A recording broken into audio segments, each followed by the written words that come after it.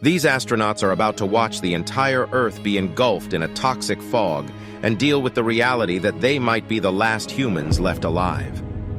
The year is 2056, and the Earth's atmosphere has almost completely deteriorated. As the poor are left to die, the rich live in specialized air domes which filter out the deteriorated atmosphere. World governments have been replaced by big corporations which have their own private armies for resolving conflicts over resources and territories. Attempts to find refuge in space have all failed. A corporation called Nebra owns the last space station still in orbit named Rubicon, and they use it to conduct research, trying to find a solution to the environmental crisis on Earth. A Nebra soldier named Hannah and an environmental activist and chemist named Gavin are approaching Rubicon in a space shuttle. They are arriving to conduct research on the station. Gavin is anxious because of the delicate and risky nature of space travel. As they approach Rubicon, they contact the scientists on board, Philip and Tracy. Hannah tells them her current coordinates according to the AI Navicon, but Philip and Tracy are reading completely different coordinates on their screens. It appears there is a disconnect in the information, and the shuttle is much closer to Rubicon than they realize. Hannah takes manual control of the shuttle to dock with Rubicon. She swings the shuttle around and barely saves it from crashing into the Rubicon. She manages to successfully dock. As they enter the Rubicon, they are greeted by Philip and Tracy, and while Philip gives them the tour, Hannah curiously observes the green algae floating all over the ship in the walls. Hannah speaks to her sister Knopf back on Earth via video call.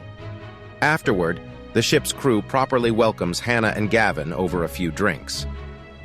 They get to meet the doctor, Dmitri, and his son, Danilo, who seems to disapprove of Gavin because Gavin is the son of a rich man who lives in the air domes back on Earth. Just then, Philip arrives and says that he has received word on the laser communication system that a strange fog has formed in some parts of the Earth, and fatalities have occurred because of it. Gavin goes to check the situation on a device that analyzes the Earth's atmosphere, but the device isn't functional. The next day, all the astronauts on the station prepare for a return journey to Earth. Dmitri, Hannah, and Gavin will be staying behind. After everyone leaves, Hannah contacts Nebra. Hannah is actually a Nebra spy sent to investigate the algae system on the ship. Nebra thinks that Dmitri has created a perfectly sustainable closed atmospheric system with the algae, with clean, breathable air being replenished. They believe he is hiding his success. Nebra tells Hannah to go ahead with Project Icarus. She asks them for more time, but they refuse and insist that she get it done in 2 days. Hannah is snooping around the algae lab and opens a computer panel that has the word Icarus written on it. Just then, Dmitri arrives and Hannah closes the panel in time and appears as if she was innocently observing the algae. Dmitri is suspicious of her. They receive an emergency message on the laser comm. It's from Philip and the other astronauts in transit. Philip informs them that they cannot establish any kind of contact with ground control, and they are entering the Earth blind. Hannah tries contacting ground control herself, but it doesn't work. She gets in a suit and goes outside to check whether their communication hardware is still intact. Dmitri speaks to Danilo in the shuttle, who sounds panicked.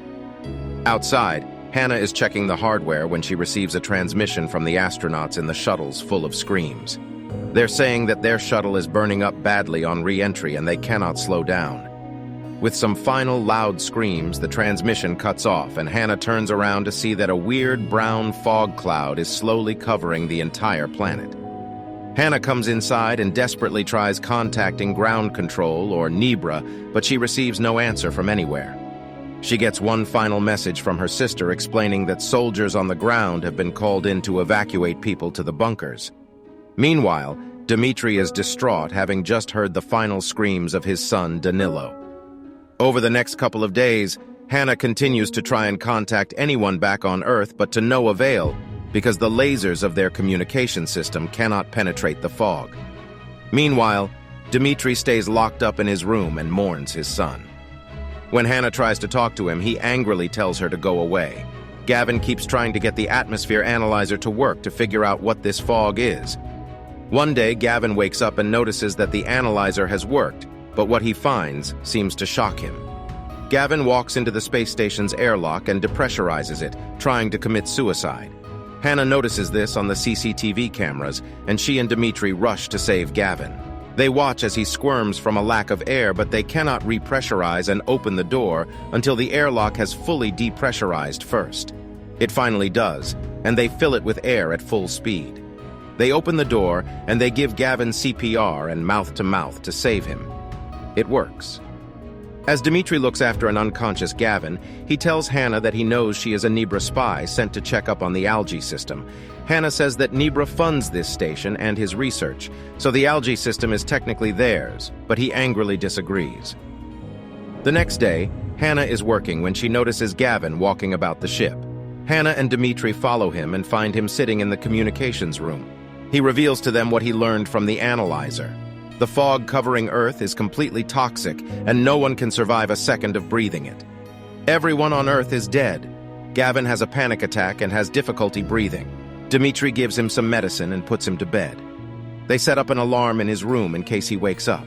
Dmitri asks Hannah if she had anyone back on Earth, and she tells him about Knopf. She says it doesn't matter because they'll run out of oxygen and die on this station too. Dmitri says that won't happen, and admits that his algae system is advanced enough to replenish oxygen for them. Hannah works on an old radio wave communicator to try and establish contact with Earth, and Dmitri helps her with it. Unfortunately, it fails to reach anyone, and Hannah is distraught. Gavin wakes up and he seems stable enough to talk now. Hannah asks him what the fog is and where it came from. Gavin says that it is a lethal aerosol and is probably the result of some kind of chain reaction between Earth's pollution and toxins from power plants. He says it's all over because even the air domes on Earth wouldn't be able to filter out this fog. Hannah tells him about the algae system and says they can stay on the space station as long as they need to, but Gavin does not like the idea of living the rest of his life in space. Dmitri says Gavin is free to kill himself, but he will also be killing Dmitri and Hannah because the algae system is only designed to sustain a minimum of 3 people. If there are fewer than 3 breathers on the station, an imbalance is created and the system fails. The next day, Gavin and Hannah discuss that their entire lives were spent doing environmental activism and soldier missions, but looking at Earth now, they realize that none of that means anything anymore. They both wish they had been a bit more carefree and spent time enjoying life. The sweet conversations turns into them making vigorous love. Several weeks pass, and one day, Hannah notices that the algae are turning brown. Dmitri tells her that it is nothing to worry about, but secretly, he takes a sample and runs some tests. Later that night, they are all drinking and playing cards when Dmitri reveals that the reason he hid his algae system from Nebra was because Nebra only wanted to use the system for the air domes of the rich back on Earth. Dmitri says he was okay with that because that would have made him money. But Danilo was an activist like Gavin and wanted to share the benefits of the system with the general public, and hence they hid their creation. They spend the rest of the night getting drunk and dancing. As Hannah recovers from a hangover, she receives a transmission from Earth. She and Gavin answer it and find out that there are 300 people who have survived by entering a safety bunker with its own oxygen supply. However, the supply is starting to run out. The woman from the bunker asks about the algae system, and Hannah wonders how she knows about it. The woman reveals that she and several other people in the bunker have invested in the project. They are all rich CEOs. Hannah and Gavin decide to fly down to Earth with the algae system and save the survivors. They can reach because there is a hole in the fog. That's how they received the transmission in the first place. Dmitri objects to this plan, saying they'll never make it without ground control contact or the AI Navicon, which is also disabled. Gavin says they have a responsibility to try, and Gavin and Dmitri end up having a heated argument. Hannah faints and Dmitri takes a blood sample to see what's wrong with her. Hannah and Gavin discuss that there may be a chance that Knopf might be alive on Earth since she was one of the soldiers helping people evacuate to the bunkers. They decide to go through with the Earth mission. As they are about to load the algae for the trip, Dmitri shows them that all the algae have turned brown. He reveals this is happening because the algae feed on the nutrients in their urine, and they are very sensitive to hormonal changes. Hannah's urine has changed hormones because she is pregnant. If they make the trip to Earth now, it will be highly dangerous for Hannah's baby. Gavin tries to talk to Hannah about this situation, but Hannah is adamant to go through with the mission and says that she does not want to raise a baby on the space station anyway. The next day, all three get in the shuttle and prepare for the trip. But the shuttle malfunctions and starts heating up. They exit the shuttle because it's heating up enough to explode. Gavin tries to fix the shuttle manually, but Hannah detaches it from the space station to save their lives. The shuttle explodes in space. Gavin is upset with Hannah for doing this, as she has ruined the only chance for the Earth people. Gavin learns about Icarus from the bunker people and asks Hannah what it is. Hannah says that the entire algae lab can be detached and sent down to Earth. Gavin is upset that Hannah didn't tell him about this option, but Hannah says it can't work. The lab has no steering power and no way to seat passengers.